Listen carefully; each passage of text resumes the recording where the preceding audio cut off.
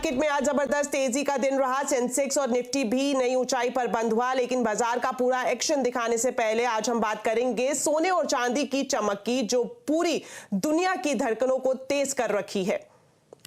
सोने चांदी के दाम नई ऊंचाई पर पहुंच गए हैं। एमसीएक्स पर सोना 71,000 के तो चांदी 82,000 के पार निकल गई है। इंटरनेशनल मार्केट में भी कीमतें रिकॉर्ड हाई पर है। तो कीमतों में तेजी का क्या कुछ कारण है और आगे ये कीमतें कहां तक चढ़ सकती है, क्या कहते हैं जानकारी बताने के लिए अब हमारे साथ जुड़ रही हैं हमारी सहयोगी मनीषा गुप्ता। तो मनीषा जी, ये बताएं कि सोना चांदी तो सारे रिकॉर्ड तोड़ रहा है, आगे किस तरह की स्थिति देखने को मिल सकती है?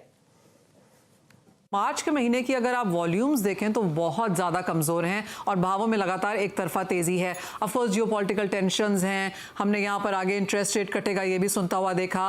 ग्लोबल सेंट्रल बैंक्स की तरफ से अच्छी खासी खरीदारी देखने को मिली। ईटीएफ्स में भी बाइंग आई। तो ज़्यादातर जो सोना है वो पेपर गोल्ड खरीदा गया, ना कि फिजिकल गोल्ड। रिटेल में मार्च का महीना अगर इंडियन मार्केट्स के लिहाज से देखें तो काफ़ी हद तक वॉश आउट था। लेकिन जैसे आपने कहा कि अब आगे से, अब यहाँ से क्या देखना है, वेल यहाँ से जो रैली है वो थोड़ी सी ओवरडन और हीटेड है। हमने ऑलरेडी अगर पिछले 1.5 महीने की बात की जाए तो $300-350 पर आउंस की गेन्स आते हुए देखे हैं।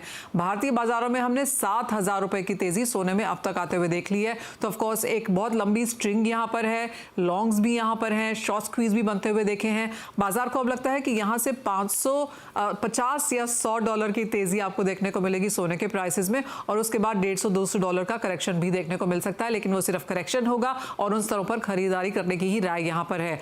जहां तक चांदी की बात है, वेल सोने का जो रन अप था उसका चांदी को सपोर्ट मिला है।